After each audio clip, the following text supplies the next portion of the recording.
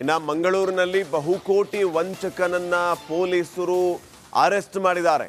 ಮಂಗಳೂರಿನ ಜಪ್ಪಿನಮೊಗರಿನಲ್ಲಿ ಆರೋಪಿಯನ್ನ ಸೆರೆ ಹಿಡಿಯಲಾಗಿದೆ.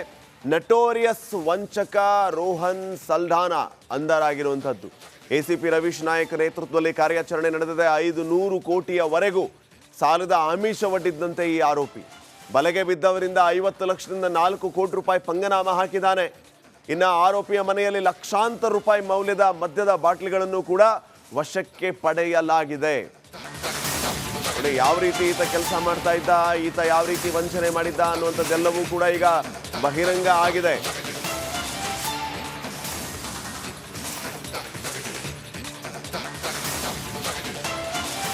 ಮಂಗಳೂರಿನಲ್ಲಿ ಬಹುಕೋಟಿ ವಂಚಕ ಪೊಲೀಸ್ ಬಲೆಗೆ ಬಿದ್ದಿರುವಂಥದ್ದು. ಮಂಗಳೂರಿನ ಜಪ್ಪಿನಮೊಗರಿನಲ್ಲಿ ಆರೋಪಿಯನ್ನ ಸೆರೆ ಹಿಡಿಯಲಾಗಿದೆ. ನಟೋರಿಯಸ್ ವಂಚಕ ರೋಹನ್ ಸಲ್ಡಾನಾ ಅಂಧರಾಗಿದ್ದಾನೆ.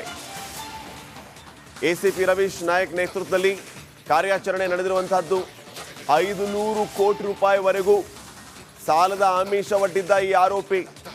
ಇನ್ನ ಈತನ ಬಲೆಗೆ ಬಿದ್ದವರಿಂದ 50 ಲಕ್ಷದಿಂದ 4 ಕೋಟಿ ರೂಪಾಯಿ ಪಂಗನಾಮ ಹಾಕ್ತಾ ಇದ್ದ ಈತ.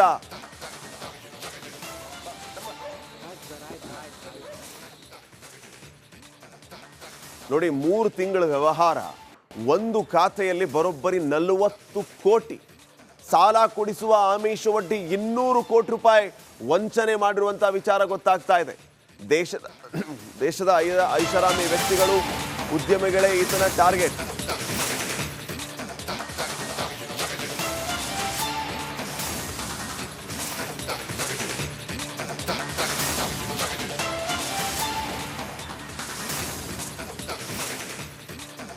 ದೇಶದ ಐಷಾರಾಮಿ ವ್ಯಕ್ತಿಗಳು, ಉದ್ಯಮಿಗಳೇ ಈತನ ಟಾರ್ಗೆಟ್.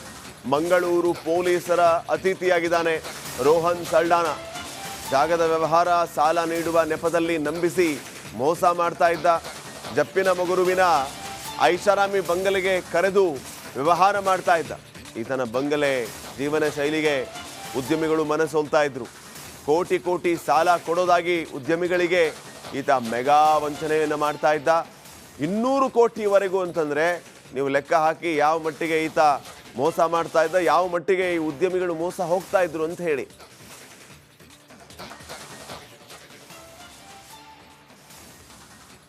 ಇನ್ನಷ್ಟು ಅಪ್ಡೇಟ್ಸ್ ಅನ್ನ ಕೊಡ್ತಾರೆ ಪ್ರತಿನಿಧಿ ದಿನೇಶ್. ಈಗ ಫೋನ್ ಸಂಪರ್ಕದಲ್ಲಿ. ದಿನೇಶ್, ಏನೆಲ್ಲ ಅಪ್ಡೇಟ್ಸ್ ಕೊಡ್ತೀರಿ ವಿಚಾರವಾಗಿ? ಎಷ್ಟು ವರ್ಷಗಳಿಂದ ಈತ ಇದೇ ರೀತಿಯ ಮೋಸದ ದಂಧೆಯಲ್ಲಿ ತೊಡಗಿದ್ದ, ಹೇಗೆ ಗೊತ್ತಾಯ್ತು ಅಂತ?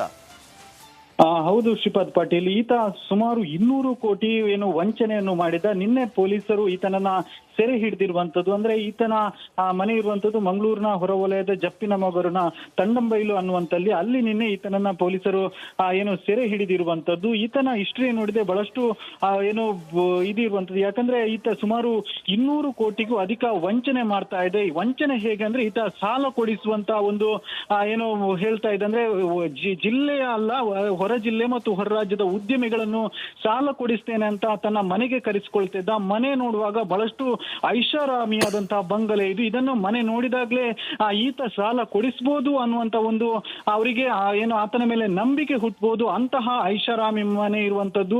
ಆತನ ಮನೆಯೊಳಗೆ ಲಕ್ಷಾಂತರ ಮೌಲ್ಯದ ಮದ್ಯದ ಬಾಟಲ್ಗಳು, ಚಿನ್ನದ ಐಟಮ್ಗಳು, ಜೊತೆಗೆ ಮತ್ತಷ್ಟು ಏನು ಐಷಾರಾಮಿ ವಸ್ತುಗಳು ಕೂಡ ಆತನ ಮನೆಯಲ್ಲಿ ಇರುವಂತದ್ದು. ಹೀಗಾಗಿ ಆತನ ಮನೆಯನ್ನು ನೋಡಿದಂತ ಉದ್ಯಮಿಗಳು ಈತ ಸಾಲ ಕೊಡಿಸಬಹುದು ಅನ್ನುವಂಥದ್ದನ್ನು ಮನವರಿಕೆ ಆಗ್ತಾ ಇತ್ತು. ಬಳಿಕ ಆತ ಏನಿದ್ದಾನೆ ರೋಹನ್ ಸಲ್ಡಾನಾ ಅನ್ನುವಂಥವನು ಅವರನ್ನ ಬೇರೆ ಬೇರೆ ರೀತಿಯಾಗಿ ಬಣ್ಣದ ಮಾತುಗಳಿಂದ ನಂಬಿಸಿ ಅವರನ್ನ ತಮ್ಮ ಕೆಡ್ಡಕ್ಕಿಸಿಕೊಳ್ತಾ ಇದ್ದ. ಮತ್ತೆ 500 ಕೋಟಿ 100 ಕೋಟಿ ಈ ರೀತಿಯಂತ ಸಾಲ ಕೊಡಿಸ್ತೇನೆ ಅಂತ ಹೇಳ್ತಿದ್ದ.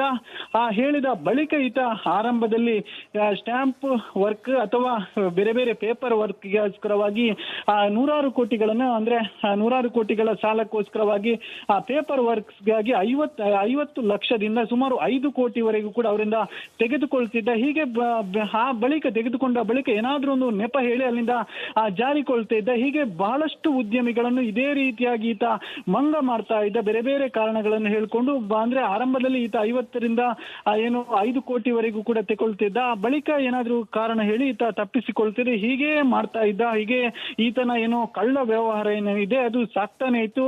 ಆದ್ರೆ ಓರ್ವ ಉದ್ಯಮಿ ಏನಿದ್ದಾರೆ, ಈತನಿಂದ ವಂಚನೆಗೆ ಒಳಗಾದಂತ ಉದ್ಯಮಿಯವರರು ಈತನ ವಿರುದ್ಧ ದೂರನ್ನು ಕೂಡ ಮಂಗಳೂರು ಪೊಲೀಸರಿಗೆ ನೀಡಿರುವಂತದ್ದು. ಹೀಗಾಗಿ ಮಂಗಳೂರಿನ ಪೊಲೀಸ್ ಕಮಿಷನರ್ ಆದಂತಹ ಸುಧೀರ್ ಕುಮಾರ್ ರೆಡ್ಡಿ ಅವರು ಪೊಲೀಸರಿಗೆ ಖಡಕ್ ಸೂಚನೆಯನ್ನು ಕೂಡ ನೀಡಿರುವಂತದ್ದು. ಯಾಕಂದ್ರೆ ಆತನನ್ನು ಬಂಧಿಸಲೇಬೇಕು ಅನ್ನುವಂತ ಖಡಕ್ ಸೂಚನೆ ನೀಡಿದ್ರು. ಹೀಗಾಗಿ ಎಸಿಪಿ ನೇತೃತ್ವದ ಪೊಲೀಸರ ತಂಡ ನಿನ್ನೆ ರಾತ್ರಿ ವೇಳೆಗೆ ಈತನ ಮನೆಗೆ ನುಗ್ಗಿ ಈತನನ್ನ ಬಂಧಿಸಿರುವಂತದ್ದು. ಮತ್ತು ಈತ ಮನೆಯಲ್ಲೂ ಕೂಡ ಒಂದು ರೀತಿಯಲ್ಲಿ ಐಷಾರಾಮಿ ಬಂಗ್ಲೆಯಲ್ಲೂ ಕೂಡ ಒಂದಷ್ಟು ಹೈಡ್ ರೂಮ್ ಗಳನ್ನು ಕೂಡ ಮಾಡಿದೆ. ಅಂದ್ರೆ ಯಾರಾದ್ರೂ ಪೊಲೀಸರು ಬಂದ್ರೆ ಅವರಿಂದ ಅವಿತುಕೊಳ್ಳುವುದಕ್ಕೋಸ್ಕರವಾಗಿ ಆ ಮನೆಯ ಒಳಗೆ ಒಂದಷ್ಟು ಹೈಡ್ ರೂಮ್ಗಳು ಕೂಡ ಇತ್ತು. ಆದ್ರೆ ಪೊಲೀಸರು ನಿನ್ನೆ ಬಂದು ಈತನನ್ನು ಏಕಾಏಕಿಯಾಗಿ ಹಿಡಿದಿರುವಂತದ್ದು. ಸದ್ಯ ವಿಚಾರಣೆ ಕೂಡ ಮಾಡ್ತಾ ಇದ್ದಾರೆ. ಅಂದ್ರೆ ಓರ್ವ ಉದ್ಯಮಿ ತನಗೆ ಮೋಸ ಆಗಿದೆ ಅಂತ ಈ ರೀತಿಯಾಗಿ ದೂರು ಕೊಟ್ಟಿರುವಂತದ್ದು.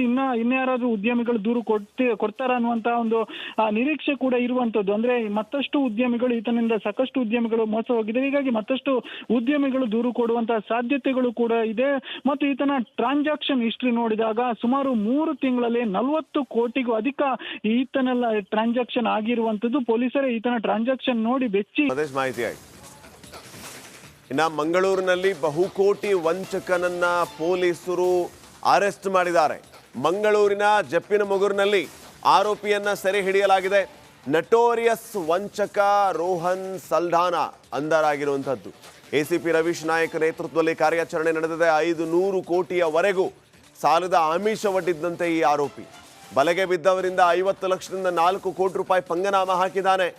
ಇನ್ನು ಆರೋಪಿಯ ಮನೆಯಲ್ಲಿ ಲಕ್ಷಾಂತರ ರೂಪಾಯಿ ಮೌಲ್ಯದ ಮದ್ಯದ ಬಾಟ್ಲಿಗಳನ್ನು ಕೂಡ ವಶಕ್ಕೆ ಪಡೆಯಲಾಗಿದೆ. ಯಾವ ರೀತಿ ಈತ ಕೆಲಸ ಮಾಡ್ತಾ ಇದ್ದ, ಈತ ಯಾವ ರೀತಿ ವಂಚನೆ ಮಾಡಿದ್ದ ಅನ್ನುವಂಥದ್ದೆಲ್ಲವೂ ಕೂಡ ಈಗ ಬಹಿರಂಗ ಆಗಿದೆ.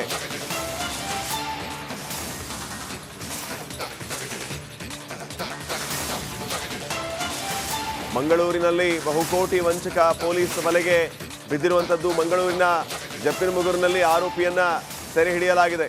ನಟೋರಿಯಸ್ ವಂಚಕ ರೋಹನ್ ಸಲ್ಡಾನಾ ಅಂಧರಾಗಿದ್ದಾನೆ. ಎಸಿಪಿ ರವೀಶ್ ನಾಯಕ್ ನೇತೃತ್ವದಲ್ಲಿ ಕಾರ್ಯಾಚರಣೆ ನಡೆದಿರುವಂತಹದ್ದು. 500 ಕೋಟಿ ರೂಪಾಯಿವರೆಗೂ ಸಾಲದ ಆಮಿಷ ಒಡ್ಡಿದ್ದ ಈ ಆರೋಪಿ ಇನ್ನ ಈತನ ಬಲೆಗೆ ಬಿದ್ದವರಿಂದ 50 ಲಕ್ಷದಿಂದ 4 ಕೋಟಿ ರೂಪಾಯಿ ಪಂಗನಾಮ ಹಾಕ್ತಾ ಇದ್ದ ಈತ.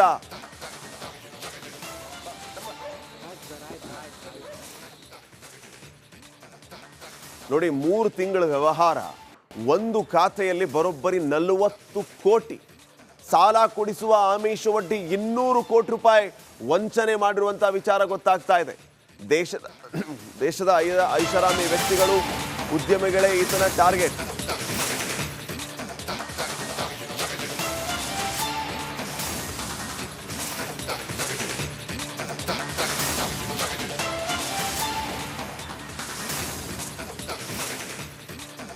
ದೇಶದ ಐಷಾರಾಮಿ ವ್ಯಕ್ತಿಗಳು, ಉದ್ಯಮಿಗಳೇ ಈತನ ಟಾರ್ಗೆಟ್. ಮಂಗಳೂರು ಪೊಲೀಸರ ಅತಿಥಿಯಾಗಿದ್ದಾನೆ ರೋಹನ್ ಸಲ್ಡಾನಾ. ಜಾಗದ ವ್ಯವಹಾರ, ಸಾಲ ನೀಡುವ ನೆಪದಲ್ಲಿ ನಂಬಿಸಿ ಮೋಸ ಮಾಡ್ತಾ ಇದ್ದ.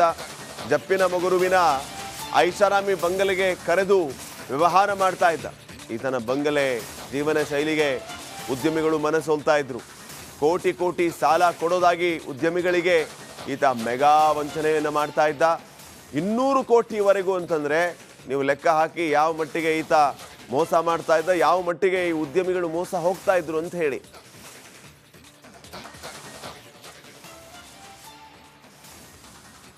ಇನ್ನಷ್ಟು ಅಪ್ಡೇಟ್ಸ್ ಅನ್ನ ಕೊಡ್ತಾರೆ ಪ್ರತಿನಿಧಿ ದಿನೇಶ್. ಈಗ ಫೋನ್ ಸಂಪರ್ಕದಲ್ಲಿ. ದಿನೇಶ್, ಏನೆಲ್ಲ ಅಪ್ಡೇಟ್ಸ್ ಕೊಡ್ತೀರಿ ವಿಚಾರವಾಗಿ? ಎಷ್ಟು ವರ್ಷಗಳಿಂದ ಈತ ಇದೇ ರೀತಿಯ ಮೋಸದ ದಂಧೆಯಲ್ಲಿ ತೊಡಗಿದ್ದ, ಹೇಗೆ ಗೊತ್ತಾಯ್ತು ಅಂತ?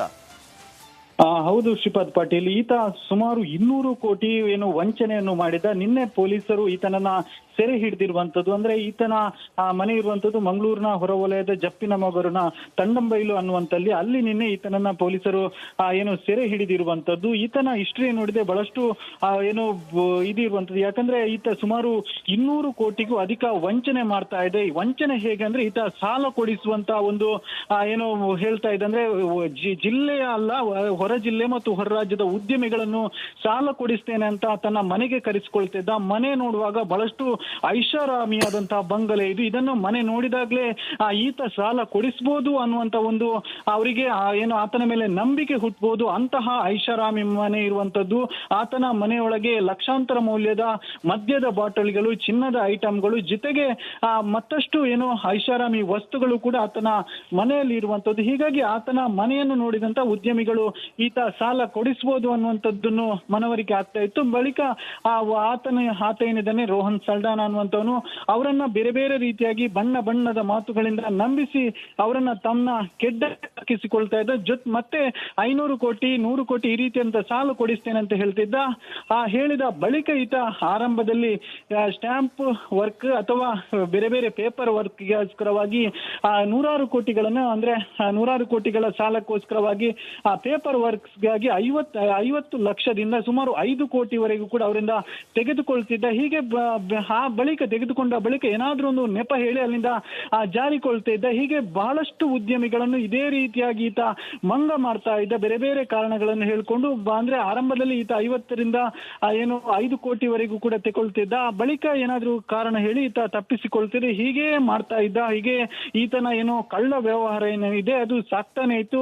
ಆದ್ರೆ ಓರ್ವ ಉದ್ಯಮಿ ಏನಿದ್ದಾರೆ, ಈತನಿಂದ ವಂಚನೆಗೆ ಒಳಗಾದಂತ ಉದ್ಯಮಿಯವರರು ಈತನ ವಿರುದ್ಧ ದೂರನ್ನು ಕೂಡ ಮಂಗಳೂರು ಪೊಲೀಸರಿಗೆ ನೀಡಿರುವಂತದ್ದು. ಹೀಗಾಗಿ ಮಂಗಳೂರಿನ ಪೊಲೀಸ್ ಕಮಿಷನರ್ ಆದಂತಹ ಸುಧೀರ್ ಕುಮಾರ್ ರೆಡ್ಡಿ ಅವರು ಪೊಲೀಸರಿಗೆ ಖಡಕ್ ಸೂಚನೆಯನ್ನು ಕೂಡ ನೀಡಿರುವಂತದ್ದು. ಯಾಕಂದ್ರೆ ಆತನನ್ನು ಬಂಧಿಸಲೇಬೇಕು ಅನ್ನುವಂತ ಖಡಕ್ ಸೂಚನೆ ನೀಡಿದ್ರು. ಹೀಗಾಗಿ ಎಸಿಪಿ ನೇತೃತ್ವದ ಪೊಲೀಸರ ತಂಡ ನಿನ್ನೆ ರಾತ್ರಿ ವೇಳೆಗೆ ಈತನ ಮನೆಗೆ ನುಗ್ಗಿ ಈತನನ್ನ ಬಂಧಿಸಿರುವಂತದ್ದು. ಮತ್ತು ಈತ ಮನೆಯಲ್ಲೂ ಕೂಡ ಒಂದು ರೀತಿಯಲ್ಲಿ ಐಷಾರಾಮಿ ಬಂಗ್ಲೆಯಲ್ಲೂ ಕೂಡ ಒಂದಷ್ಟು ಹೈಡ್ ರೂಮ್ ಗಳನ್ನು ಕೂಡ ಮಾಡಿದೆ. ಅಂದ್ರೆ ಯಾರಾದ್ರೂ ಪೊಲೀಸರು ಬಂದ್ರೆ ಅವರಿಂದ ಅವಿತುಕೊಳ್ಳುವುದಕ್ಕೋಸ್ಕರವಾಗಿ ಆ ಮನೆಯ ಒಳಗೆ ಒಂದಷ್ಟು ಹೈಡ್ ರೂಮ್ಗಳು ಕೂಡ ಇತ್ತು. ಆದ್ರೆ ಪೊಲೀಸರು ನಿನ್ನೆ ಬಂದು ಈತನನ್ನ ಏಕಾಏಕಿಯಾಗಿ ಹಿಡಿದಿರುವಂತದ್ದು. ಸದ್ಯ ವಿಚಾರಣೆ ಕೂಡ ಮಾಡ್ತಾ ಇದ್ದಾರೆ. ಅಂದ್ರೆ ಓರ್ವ ಉದ್ಯಮಿ ತನಗೆ ಮೋಸ ಆಗಿದೆ ಅಂತ ಈ ರೀತಿಯಾಗಿ ದೂರು ಕೊಟ್ಟಿರುವಂತದ್ದು.